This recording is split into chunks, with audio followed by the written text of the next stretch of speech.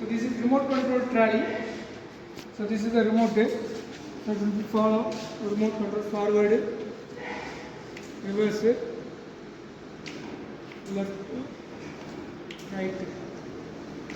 So 4 operations. So you want to purchase any project, any problem, and you got to put it on here. Similar like that. This is load. We have 40 kg load.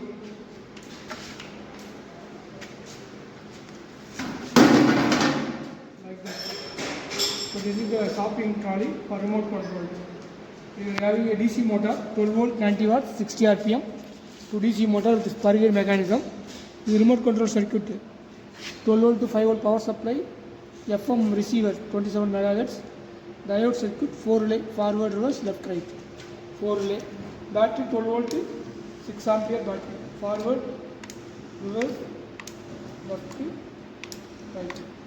These are the 4 operations. Frame length 18 inch length, 14 inch breadth, wheel 18 inch diameter rubber wheel, sheet metal trolley. This trolley is sheet metal cable.